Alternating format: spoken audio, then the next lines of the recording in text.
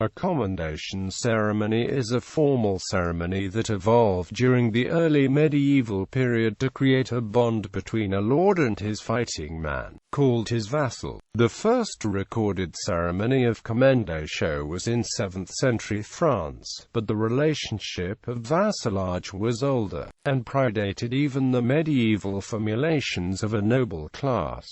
The lord's man might be born unfree, but the commendatio freed him. When two men entered into a feudal relationship, they underwent a ceremony known as commendation ceremony. The purpose of the commendation was to make a chosen person a vassal of a lord. The commendation ceremony is composed of two elements, one to perform the act of homage and the other an oath of fealty. In some countries, such as the Kingdom of Sicily, the commendation ceremony came to be referred to as investiture, act of homage. The would-be vassal appeared bareheaded and weaponless as a sign of his submission to the will of the lord and knelt before him. The vassal would clasp his hands before him in the ultimate sign of submission, the typical Christian prayer pose, and would stretch his clasped hands outward to his lord. The lord in turn grasped the vassal's hands between his own, showing he was the superior in the relationship, a symbolic act known variously as the immixtio manuum, handgang, or handgang. The vassal would announce he wished to become the man, and the lord would announce his acceptance.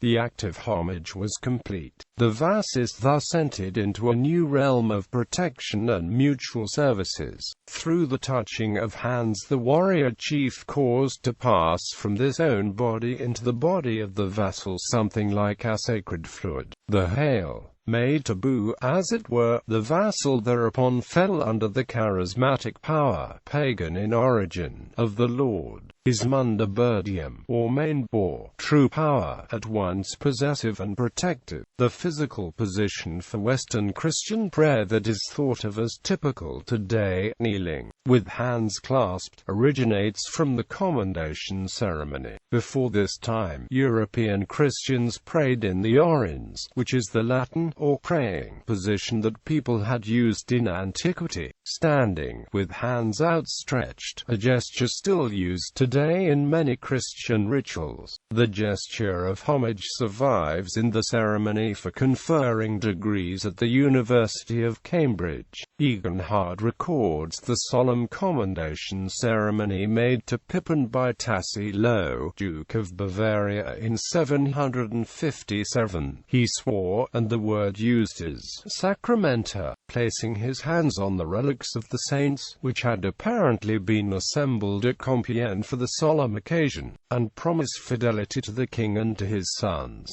The relics touched were those of St. Denis, St. Rusticus and St. Eleuther, St. Martin and St. Germain, a daunting array of witnesses, and the men of high birth who accompanied him swore likewise. And numerous others. Eginhard adds.